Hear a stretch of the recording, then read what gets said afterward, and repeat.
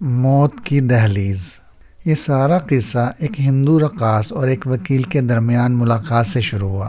وکیل سے ملاقات ہونے تک اس ہندو رقاص کے دل کی دھڑکنیں رک چکی تھیں اور وکیل کی دھڑکنیں بس یوں سمجھیے کہ رکتے رکتے رہ گئی تھیں۔ میں اس ہندو ڈانسر سے تو بالکل واقف نہیں تھا، البتہ اس وکیل کو میں بہت اچھی طرح جانتا ہوں، کیونکہ وہ وکیل میں خود ہی ہوں۔ میرا نام اسکاٹ جارڈن ہے اور میں جس واقعے کا ذکر کرنے لگا ہوں وہ میری زندگی کے ناقابل فراموش واقعات میں سے ہے۔ اس رات کال بیل کے مسلسل بجنے کی وجہ سے میری آنکھ کھلی تھی۔ نہایت بیزاری محسوس کرتے ہوئے میں نے چندی چندی آنکھوں سے ٹیبل کلاک کی طرف دیکھا تو پتہ چلا کہ اس وقت رات یا یوں کہیے کہ صبح کے 2:30 بج رہے ہیں۔ میں نے تکیے میں منہ چھپا کر انتظار کیا کہ بیل بجانے والا جو کوئی بھی ہو مایوس ہو کر واپس چلا جائے، مگر ایسا نہیں ہوا۔ گھنٹی بجتی ہی رہی۔ آخرکار میں اٹھ کر جھومتا ہوا دروازے تک آیا۔ گو کہ مجھے احساس تھا رات کو اس وقت گھنٹی بجنے کا مطلب یہی تھا کہ کوئی پریشانی میری منتظر تھی۔ اس کے باوجود ذہن سے نیند کا خمار دور نہیں ہو رہا تھا۔ ڈاکٹر اور وکیل کا پیشہ کافی حد تک ملتا جلتا ہے۔ یہ ہاں کہیں ملازم نہ ہو لیکن ان کی ڈیوٹی گویا 24 گھنٹے کی ہوتی ہے۔ دن یا رات کے کسی بھی حصے میں کسی کو بھی ان کی خدمات کی ضرورت پیش آ سکتی ہے اور وہ بلا تکلف انہیں بلانے آ سکتا ہے۔ میں نے دروازہ کھولا تو سامنے ایک شخص ہندو راجاؤں کے سے لباس میں دکھائی دیا۔ اس کے سر پر پگڑی بھی تھی جس پر موتیوں کی لڑیاں لپٹی ہوئی تھی۔ اس پر نظر پڑتے ہی مجھے کسی گڑبڑ کا احساس ہوا، کیونکہ وہ سیدھا نہیں کھڑا تھا۔ وہ گھٹنوں کے بل تقریباً سجدے کسی حالت میں جا چکا تھا اور کال بیل کے بٹن سے اس کا ہاتھ ہٹ چکا تھا۔ مجھے احساس ہوا کہ اگر میں نے اسے ذرا بھی چھوا تو وہ ایک طرف کو گر جائے گا، کیونکہ مجھے اس کی پیٹھ میں پیوست خنجر کا دستہ نظر آ گیا تھا۔ خنجر ایسی جگہ پیوست تھا کہ میرے اندازے کے مطابق اس کے دل میں اتر گیا ہوگا۔ میرے چھوئے بغیر بھی وہ بہرحال ایک طرف کو لڑک ہی گیا۔ میں اپنی جگہ ساکت کھڑا رہا۔ چند لمحوں کے لیے مجھے بھی کچھ ایسا ہی لگا جیسے میرے دل کی دھڑکنیں تھم گئی تھیں۔ اب وہ تقریباً چت پڑا تھا۔ اس کے ہونٹ اذیت زدہ انداز میں کھنچے ہوئے تھے، آنکھیں کھلی کی کھلی رہ گئی تھیں اور ان میں گویا حیرت منجمد ہو کر رہ گئی تھی۔ وہ نوجوان ہی تھا، اس کی عمر 25 برس کے قریب ہوگی۔ چہرے پر کچھ اس قسم کا میک اپ تھا جیسے تھیٹر کے اداکاروں کا ہوتا ہے۔ میک اپ کے باوجود اس کی رنگت کا اندازہ ہو رہا تھا۔ وہ کافی گورا تھا۔ تھام نقوش وغیرہ سے اندازہ ہوتا تھا کہ اس کا تعلق کسی ایشیائی ملک سے ہے۔ میں نے زندگی میں اس سے پہلے اسے کبھی نہیں دیکھا تھا اور جس عالم میں آج پہلی بار دیکھا تھا اس کے بعد یہ اندازہ تو ہو گیا تھا کہ اب مجھے باقی رات کی نیند کو خدا حافظ کہہ دینا چاہیے اور کچھ پریشانیوں کے استقبال کے لیے تیار ہو جانا چاہیے۔ میں چاہتا تو اسے گھسیٹ کر کسی اور کے دروازے کے سامنے ڈال سکتا تھا، لیکن میں صرف وکیل ہی نہیں، کسی حد تک سراغ رساں بھی ہوں اور میرا واسطہ جرائم سے ہی پڑتا ہے، اس لیے میں متعلقہ قوانین سے بھی بہت اچھی طرح واقف ہوں۔ مجھے معلوم ہے کہ لاش کو اس جگہ سے ہٹا کر کہیں اور منتقل کرنا بھی اچھا خاصا سنگین جرم ہے، اس لیے میں اس حرکت سے بھی باز رہا۔ اس کے علاوہ یہ بھی صاف ظاہر تھا کہ اس شخص کو عین اس وقت قتل کیا گیا تھا جب وہ مجھ سے ملاقات کرنے والا تھا۔ میرے لیے یہ جاننا ضروری تھا کہ کسی کو ایسا کرنے کی ضرورت کیوں پیش آئی تھی۔ یہ سوچ کر میں نے ایک ٹھنڈی سانس لی اور ٹیلی فون کی طرف بڑھ گیا۔ اس کے بعد 2 گھنٹے تک میرے اپارٹمنٹ میں خاصی افراتفری برپا رہی۔ ایمبولینس آئی، اس کے عملے اور میڈیکل ایگزامنز وغیرہ نے نپے تلے انداز میں اپنا کام کیا۔ شعبہ قتل کے سراغ رسانوں نے مجھ پر سوالات کی بچھاڑ کیے رکھی۔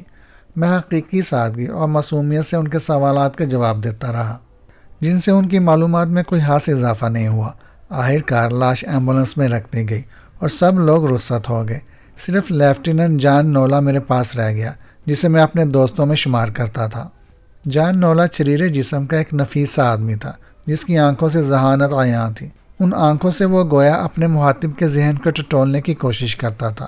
وہ بہت سے پولیس والوں کے مقابلے میں بہتر انسان تھا جسے کسی قیمت پر خریدا نہیں جا سکتا تھا۔ امید ہے تم نے کوئی بات چھپانے کی کوشش نہیں کی ہوگی، وہ اپنے محسوس انداز میں گویا میرے ذہن میں جھانکنے کی کوشش کرتے ہوئے بولا۔ کیا اس سے پہلے میں نے تم سے کوئی بات چھپائی ہے جان؟ میں نے گویا برا مناتے ہوئے کہا۔ زیادہ تر تم میرے ساتھ ٹھیک ہی چلے ہو، لیکن کچھ کہا بھی نہیں جا سکتا، وہ مبہم لہجے میں بولا۔ وہ 5 سال سے میرا دوست چلا آ رہا تھا اور میں اسے چکر دے کر اس کی دوستی سے ہاتھ دھونا گوارا نہیں کر سکتا تھا۔ اس نے سگار سلگایا اور پرخیال انداز میں گہرا کش لیا۔ مجھے معلوم تھا کہ وہ مقتول کی شناخت کے بارے میں کچھ نہ کچھ جان چکا تھا۔ میں نے اس سلسلے میں اسے کریدنے کی کوشش کی۔ وہ گہری سانس لے کر بولا، اس کے نقوش میں ایشیاؤں کی جھلک تھی، لیکن در حقیقت وہ امریکی ہی تھا۔ اس کا نام ایڈی لنگ تھا۔ اپنے چہرے مہرے کا فائدہ اٹھاتے ہوئے وہ ہندو ڈانسر کا روپ دھار کر نائٹ کلبوں اور ٹی وی پروگراموں وغیرہ سے روزی کماتا تھا۔ اس کی تازہ ترین بکنگ دی قسمت نامی نائٹ کلب میں چل رہی تھی۔ آج کل وہ وہاں اپنے فن کا مظاہرہ کر رہا تھا۔ میڈیکل ایگزامن کے خیال میں وہ جوں ہی اس منزل پر لفٹ سے نکلا، اس کی گات میں بیٹھے ہوئے کسی شخص نے اس کی پشت میں خنجر گھونپ دیا۔ وہ بمشکل تمہارے اپارٹمنٹ تک پہنچنے میں کامیاب ہوا۔ پھر اس نے سرسی سے لہجے میں پوچھا، کیا تم شوبز کے کافی لوگوں کو جانتے ہو؟ نہیں، میں نے جواب دیا، شوبز کے بہت کم لوگوں سے میری شناسائی ہے، اور جن سے ہے ایڈی لنگ ان میں شامل نہیں تھا۔ لیکن تم کیوں پوچھ رہے ہو؟ کیونکہ وہ خاص طور پر تم سے ہی ملنے آیا تھا۔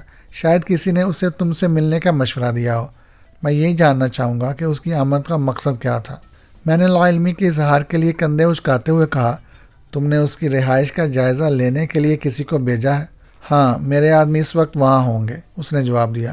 خنجر کے بارے میں کچھ معلوم ہوا؟ میں نے دریافت کیا۔ وہ خنجر نہیں، چھری تھی۔ اس قسم کے کٹلری سیٹ شہر بھر کی دکانوں پر ملتے ہیں جن میں ویسی چھری شامل ہوتی ہے۔ اس پر انگلیوں کے نشانات بھی نہیں ملے۔ پھر وہ پیشانی مسلتے ہوئے پرخیال لہجے میں بولا، ایڈی لنگ کو کوئی اہم بات معلوم تھی اور کوئی شخص نہیں چاہتا تھا کہ وہ اس بارے میں زبان کھولے۔ اس کے زبان کھولنے سے پہلے اسے قتل کر دیا گیا۔ اسی اثنا میں فون کی گھنٹی بجی۔ جان نولا کو گویا معلوم تھا کہ فون اسی کے لیے ہے۔ اس نے ریسیور اٹھایا اور دوسری طرف سے کچھ سننے کے بعد قدرے طمانینت سے سر ہلاتے ہوئے بولا، اسے وہیں روکے رکھو، میں فوراً پہنچ رہا ہوں۔ ریسیور رکھ کر اٹھتے ہوئے وہ مجھ سے مخاطب ہوا، تم نے کبھی گلیڈی مونرو کا نام سنا ہے؟ یہ کون ہے؟ میں نے نفی میں گردن ہلاتے ہوئے پوچھا۔ ڈانس میں ایڈی لنگ کی پارٹنر، جان نے جواب دیا، ہوٹل کمنٹس میں رہتی ہے۔ ایڈی لنگ کی رہائش گاہ بھی اسی ہوٹل میں تھی۔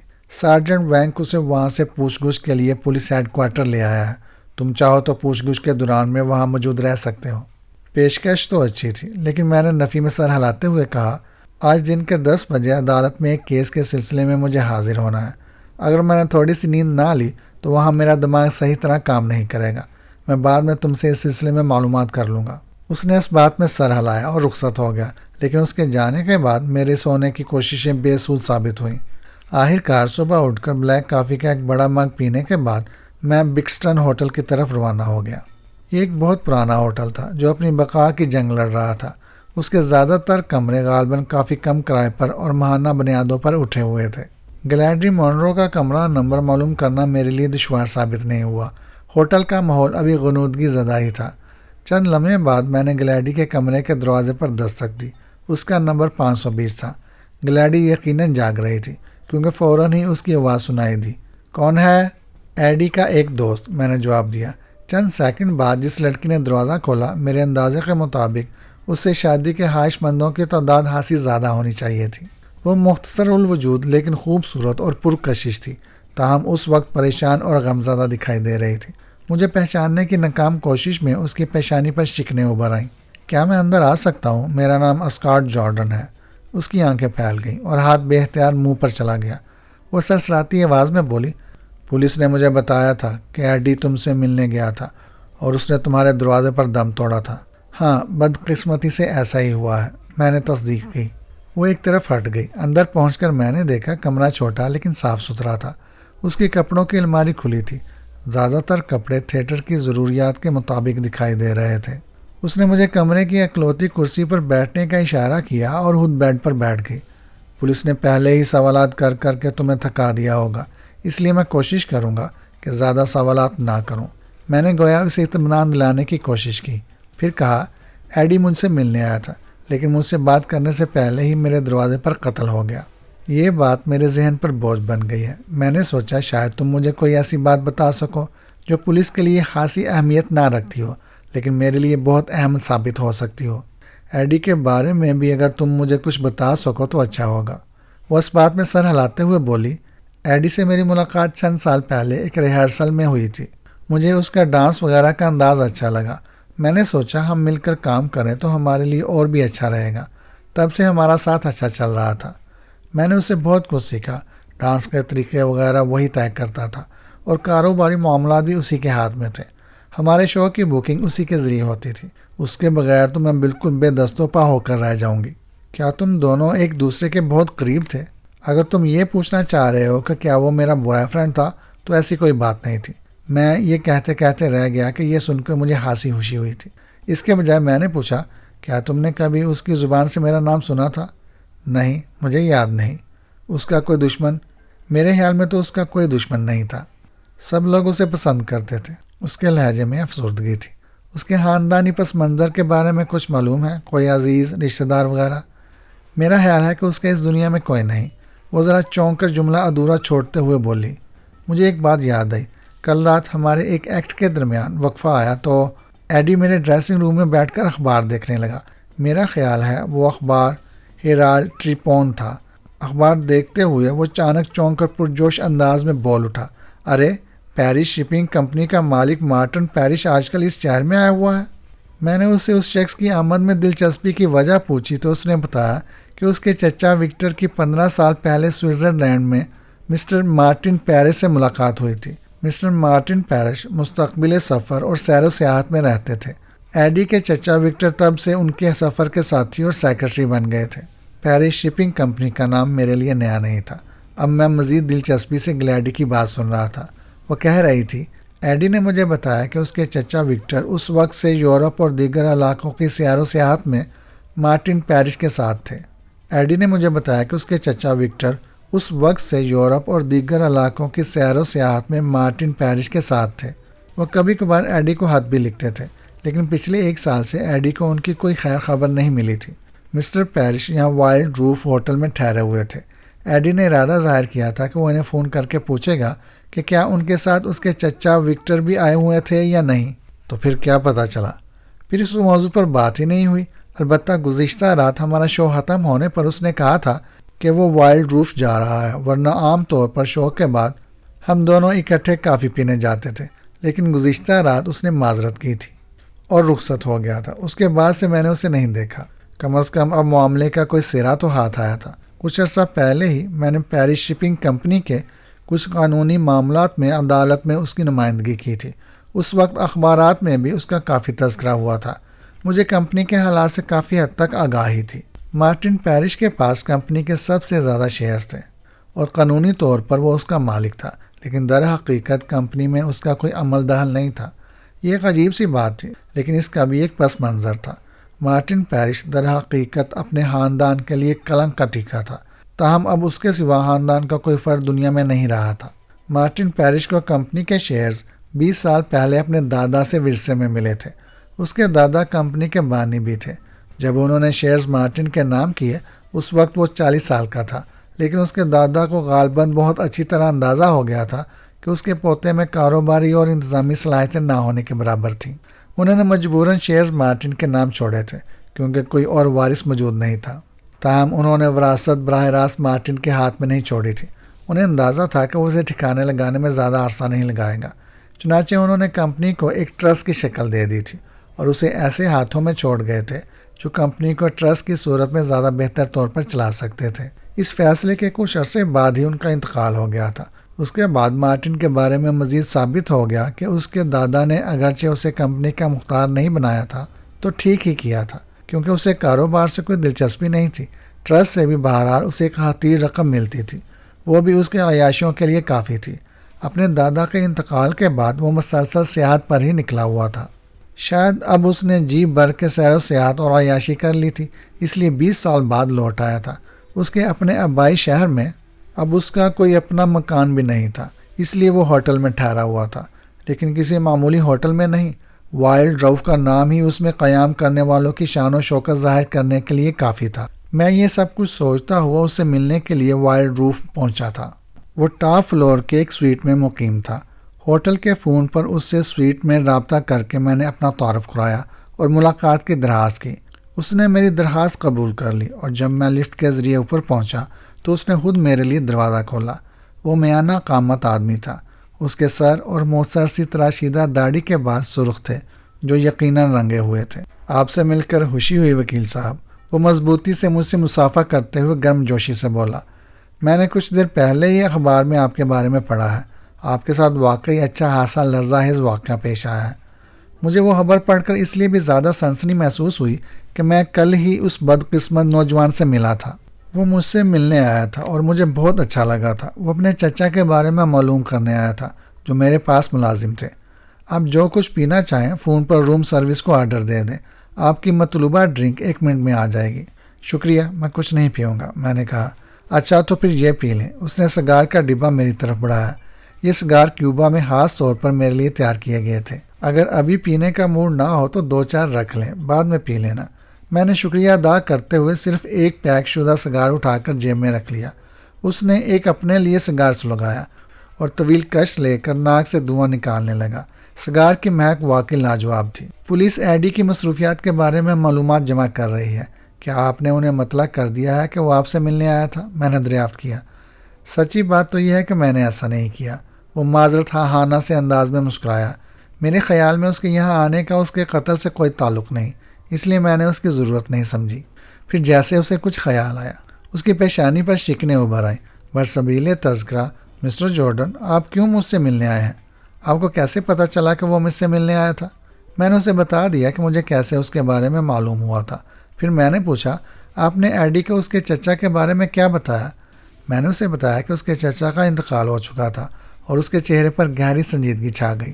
انتقال؟ میں چونکا۔ ہاں، وہ دل کا مریض تھا اور شاید اٹلی کا ہوائی سفر اس کے دل کے لیے نقصان دہ ثابت ہوا۔ ہم وہاں پہنچ کر ایک ولا میں قیام پذیر ہوئے ہی تھے کہ دل کا شدید دورہ پڑا۔ مجھے ڈاکٹر کو بلانے کی بھی مہلت نہیں مل سکی۔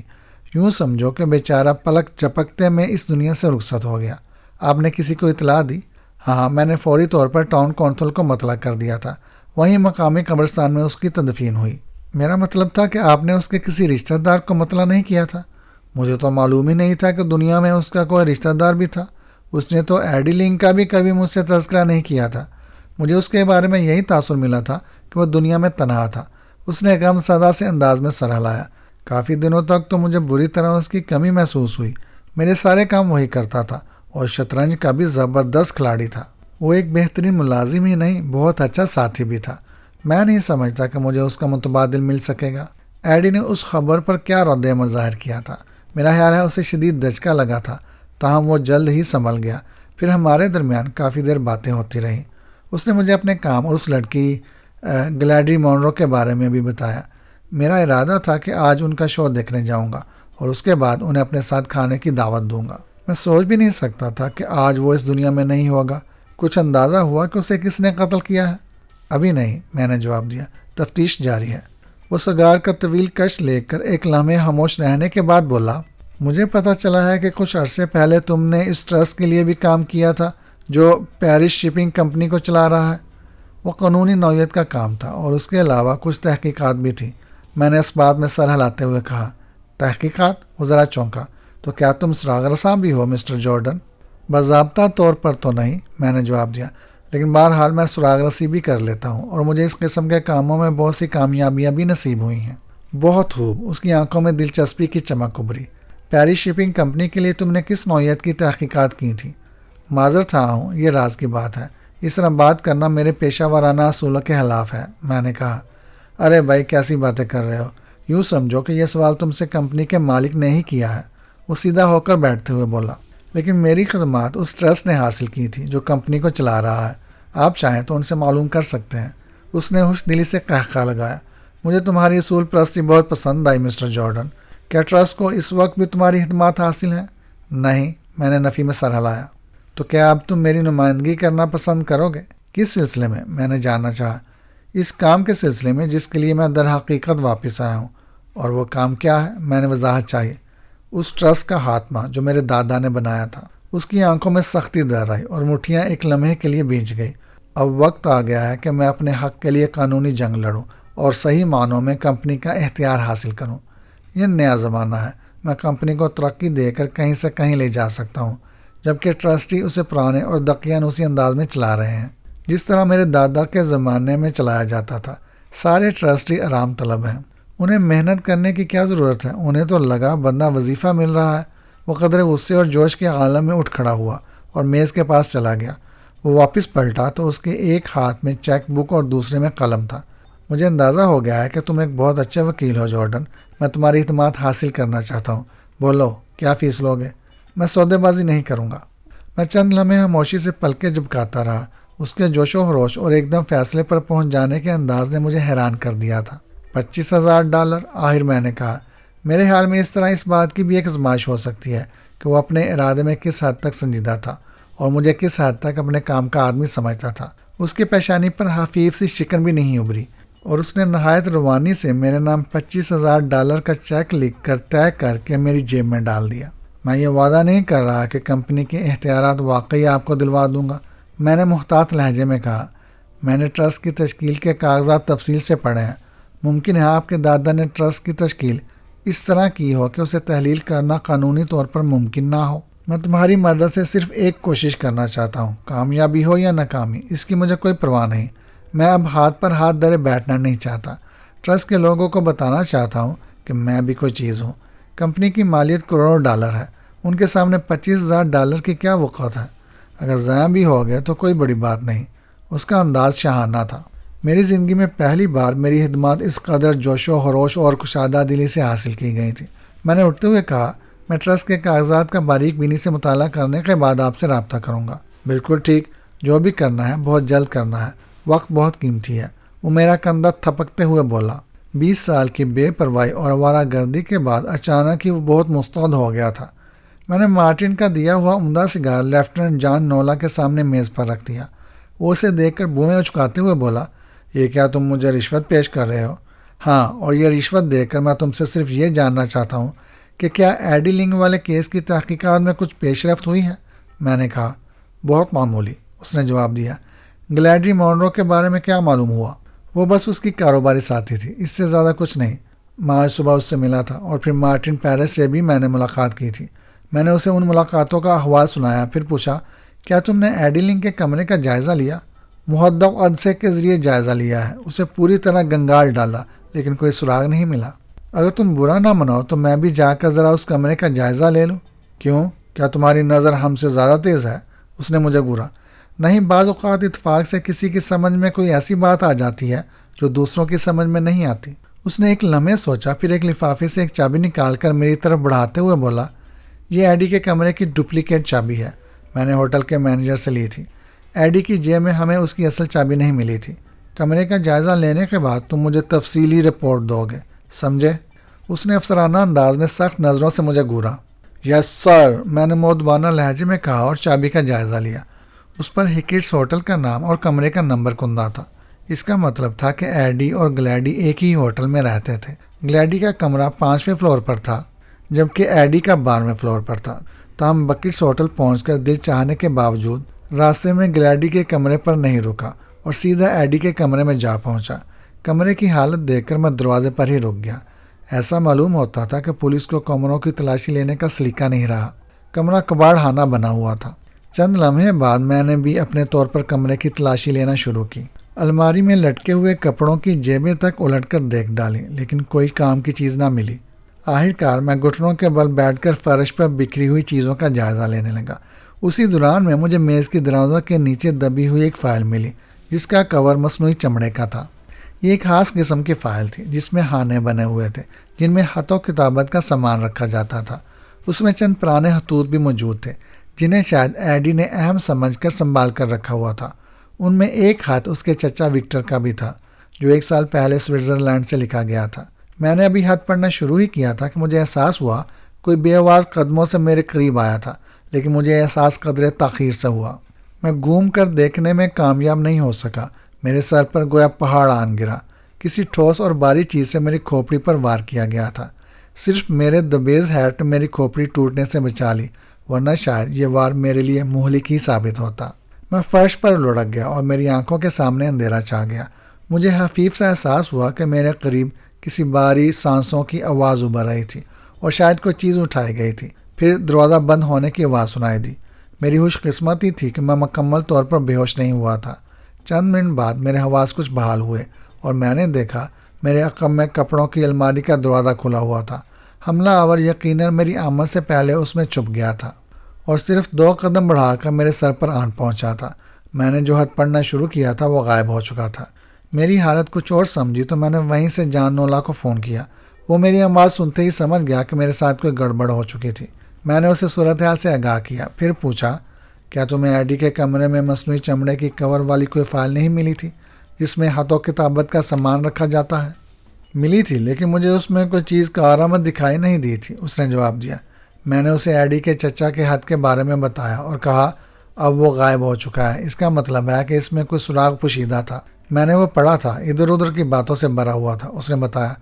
فی الحال اس خط کے بارے میں بات کرنا فضول تھا کیونکہ وہ ہمارے سامنے نہیں تھا، اس لیے میں نے کہا اچھا ٹھیک ہے، ہم بعد میں بات کریں گے، اس وقت میرا سر درد سے پھٹا جا رہا ہے۔ فون بند کر کے میں نے ہیٹ اتار کر اپنی چوٹ کی جگہ ٹٹول کر دیکھی۔ سر وہاں سے پھٹ چکا تھا جہاں ضرب لگی تھی اور بال خون میں لتھڑ چکے تھے۔ میں نے چلنے کی کوشش کی تو سر میں زبردست دمک ہوئی۔ میں نے محسوس کیا کہ اگر مجھے تھوڑی بہت طبی امداد میسر آ جاتی تو میرے حق میں بہتر تھا۔ چنانچہ واپسی پر میں 5ویں منزل پر لفٹ سے اتر گیا اور گلیڈی مونرو کے کمرے میں جا پہنچا۔ اس نے میرا نام سن کر اشتیاق سے دروازہ کھولا، لیکن میری شکل دیکھ کر اس کے تاثرات بدل گئے۔ وہ قدرے تشویش سے بولی مسٹر جارڈن، آپ کی طبیعت تو ٹھیک ہے؟ میں نے اندر پہنچ کر اپنا سر اسے دکھاتے ہوئے کہا میرے سر پر کوئی چیز گر گئی تھی۔ وہ سر کا جائزہ لینے کے بعد بولی لگتا ہے وہ کوئی چھوٹی موٹی چیز نہیں بلکہ کوئی اونچی عمارت تھی، آپ کو کسی ڈاکٹر یا سرجن کے پاس جانا چاہیے۔ ڈاکٹر یا سرجن کے پاس میں بعد میں جاؤں گا، فی الحال تم کچھ طبی امداد کا بندوبست کر دو، مجھے ایک آدمی سے ملنا ہے۔ اس نے دوا لگا کر زخم کو بند کر کے بہت اچھے طریقے سے پٹی کر دی اور دوا کی 2-4 گولیاں بھی مجھے کھلا دی۔ میں نے اپنی حالت کافی بہتر محسوس کی۔ اس دوران میں فون کی گھنٹی بج اٹھی۔ وہ ریسیور اٹھا کر بات کرنے لگی۔ ہاں، میں گلیڈی مونرو بول رہی ہوں۔ اوہ مسٹر پیرش، آپ اس ہوٹل میں آئے ہوئے ہیں؟ نیچے لابی موجود ہے، مجھ سے ملنا چاہتے ہیں۔ وہ بات کرتے وقت میری طرف دیکھ رہی تھی۔ میں نے اشارے سے اسے ہدایت کی کہ وہ مارٹن پیرش کو ملاقات کے لیے ضرور بلا لے اور اسے یہی بتایا کہ وہ اکیلی ہے۔ اس نے میری ہدایت پر عمل کیا، پھر فون بند کر کے میرے قریب آ کر الجھن سے بولی یہ کیا چکر ہے؟ وضاحتیں میں بعد میں کروں گا۔ میں نے تیزی سے کہا فی الحال تم صرف اتنا کرنا کہ جب وہ آئے تو باتوں باتوں میں ذکر کرنا کہ ایڈی اپنے چچا وکٹر کا اکثر ذکر کرتا رہتا تھا، بلکہ اس نے تمہیں اپنے چچا کی ایک تصویر بھی دی تھی جو شاید یہیں کہیں رکھی ہو۔ یہ کہہ کر تم ادھر ادھر کی تصویر تلاش کرنے کی اداکاری شروع کر دینا۔ کیا میری خاطر تم اتنا کر سکتی ہو؟ اس نے اس بات میں سر ہلایا تو میں کپڑوں کی الماری کی طرف بڑھا۔ اب تم کیا کرو گے؟ اس نے پوچھا۔ میں الماری میں چھپ رہوں گا۔ میں تمہاری باتوں پر اس کا رد عمل دیکھنا چاہتا ہوں۔ تم اپنی حرکات و سکنات اور بات چیت میں فطری انداز برقرار رکھنے کی کوشش کرنا۔ میں نے الماری میں چھپ کر دروازہ ذرا سا کھلا رہنے دیا۔ چند سیکنڈ بعد ہی کمرے کے دروازے پر دستک ہوئی۔ گلیڈی نے دروازہ کھولا اور میری توقع کے مطابق عمدہ اداکاری کے ساتھ کہا بہت خوشی ہوئی کہ آپ مجھ سے ملنے کے لیے آئے مسٹر مارٹن پیرش، ایڈی نے کل ہی آپ کا ذکر کیا تھا۔ مارٹن پیرش مسکراتے ہوئے اندر آ گیا۔ وہ نہایت صاف ستھرے لباس میں تھا۔ اس کے ہاتھ میں چھڑی تھی جس کا دستہ ٹھوس دانت کا بنا معلوم ہوتا تھا۔ رسمی باتیں ہو چکی تو وہ ایک کرسی پر بیٹھ کر قدرے بوکی سی نظروں سے اس کا سرتا پا جائزہ لیتے ہوئے بولا آپ تو بہت پیاری شخصیت کی مالک ہیں مس مونرو۔ اس نے سگار سلگا کر ایک کش لیا، پھر سرسی سے لہجے میں بولا ایڈی نے کس سلسلے میں میرا ذکر کیا تھا؟ اس نے اخبار میں آپ کی آمد کے بارے میں پڑھا تھا اور وہ اپنے چچا سے ملنے کے لیے آپ کے پاس جانا چاہتا تھا۔ گلیڈی نے جواب دیا۔ ہاں، مجھے اس کے چچا کی موت کے بارے میں اسے اچانک نہیں بتانا چاہیے تھا۔ مارٹن کے چہرے پر گہری سنجیدگی آ گئی۔ اس بیچارے کو شدید دھچکا لگا۔ مجھے نہیں معلوم تھا کہ وہ اپنے چچا سے اس قدر محبت کرتا تھا۔ شاید اس کے سوا اس کا دنیا میں کوئی نہیں تھا، اور اب وہ بیچارہ خود بھی دوسری دنیا میں پہنچ گیا۔ ہاں، اس کی موت میرے لیے ناقابل تلافی نقصان ہے۔ گلیڈی کے چہرے پر حقیقی افسردگی آ گئی۔ اس کی ذاتی چیزیں بھی میرے پاس رکھی رہتی تھیں۔ اس نے تو اپنے چچا کی ایک تصویر بھی میرے پاس رکھوائی ہوئی تھی، شاید یہیں کہیں رکھی ہوگی۔ مارٹن پیرش ایک لمحے پرخیال انداز میں خاموش رہا، پھر کھنکار کر بولا وکٹر میرا بہت اچھا ملازم اور ساتھی تھا۔ اتنے برسوں میں ہمارے درمیان دلی لگاؤ پیدا ہو چکا تھا، اور اتنے اچھے انسان کی میرے پاس کوئی یادگار بھی محفوظ نہیں۔ کیوں نہ تم وکٹر کی وہ تصویر مجھے دے دو؟ تمہارے وہ کس کام کی؟ ہاں، یہ تو آپ ٹھیک کہہ رہے ہیں، میں تلاش کرتی ہوں۔ وہ اٹھی اور ڈریسنگ ٹیبل کی ایک دراز نکال کر بیڈ پر رکھ کر اس کی چیزیں الٹ پلٹ کرنے لگی۔ اس کی پشت مارٹن پیرش کی طرف تھی۔ میں نے دیکھا مارٹن پیرش دبے قدموں اٹھ کر عقب سے اس کی طرف بڑھا۔ اس کے تاثرات اچانک بدل گئے تھے۔ اس نے چھڑی ہوا میں بلند کی۔ وہ یقیناً اس کا دانت کا دستہ گلیڈی کی کھوپڑی پر رسید کرنا چاہتا تھا۔ میں نے اسے یہ ارادہ پورا کرنے کا موقع نہیں دیا اور دروازہ کھول کر اس پر جپٹ پڑا۔ میں نے اسے دبوچنے کی کوشش کی تو وہ زخمی درندوں کی طرح تڑپا، لیکن میں نے اس کی کلائی قابو میں کر کے اس سے وہ چھڑی چھین لی جسے وہ ہتھیار کے طور پر استعمال کرنے لگا تھا۔ میں نے اسے دھکیلا تو وہ ایک کونے میں جا گرا اور وہیں بیٹھ کر ہانپنے لگا۔ گلیڈی رونی سی شکل بنائے ہم دونوں کو دیکھ رہی تھی۔ یہ کیا بےہودگی تھی؟ پیرش انجان بننے کی کوشش کرتے ہوئے بلند اور مرتعش آواز میں بولا۔ اس کے چہرے پر اب ناگواری تھی۔ یہ بےہودگی تمہارا کھیل ختم کرنے کے لیے تھی وکٹر، میں نے کہا۔ کیا؟ اس کا منہ کھلا کا کھلا رہ گیا۔ میں نے جو کہا وہ تم نے سن لیا۔ تمہارا کھیل ختم ہو چکا ہے۔ منصوبہ تم نے اچھا بنایا تھا اور وہ تقریباً کامیاب بھی ہو گیا تھا۔ مارٹن پیرش کا پچھلے سال اٹلی میں انتقال ہو گیا تھا اور تم نے اس کی جگہ لے لی تھی۔ وہاں اسے کوئی جانتا نہیں تھا، اس لیے تمہیں اس کی جگہ لینے میں کوئی دشواری پیش نہیں آئی۔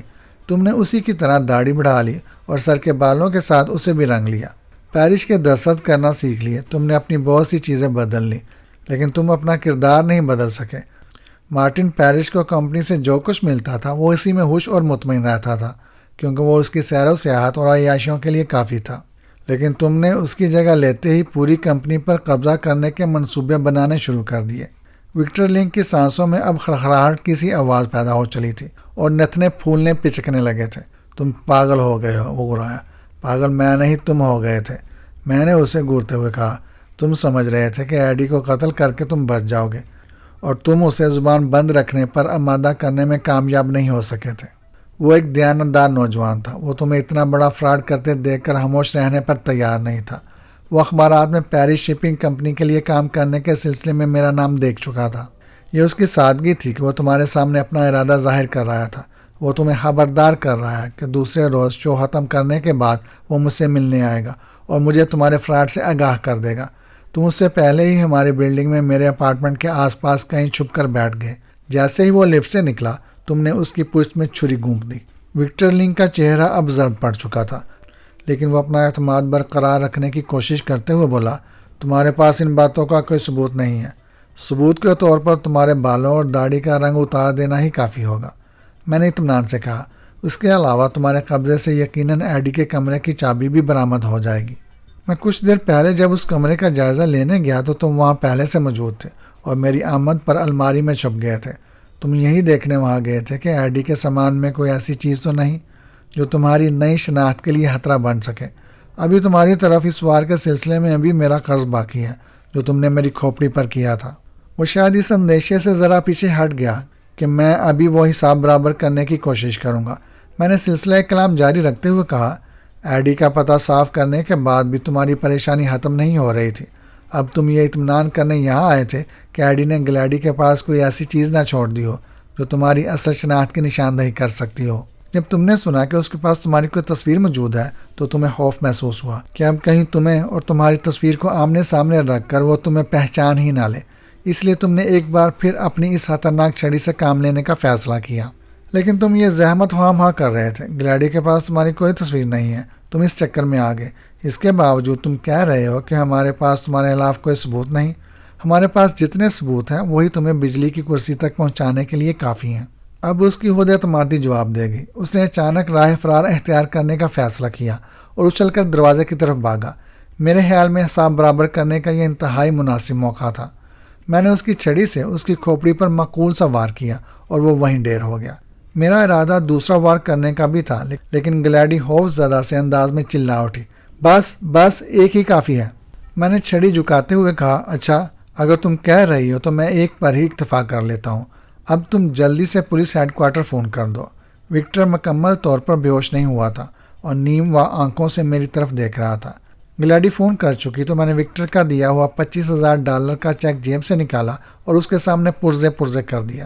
سچی بات یہ ہے کہ چیک کو پھاڑتے وقت مجھے کافی افسوس ہو رہا تھا، لیکن پھر میں نے گلیڈی کی طرف دیکھا تو اس کی آنکھوں میں میرے لیے کچھ ایسے تاثرات تھے کہ مجھے کسی بھی بات کا افسوس نہ رہا۔ یہ کہانی آپ کو کیسی لگی کمنٹ میں بتائیے گا۔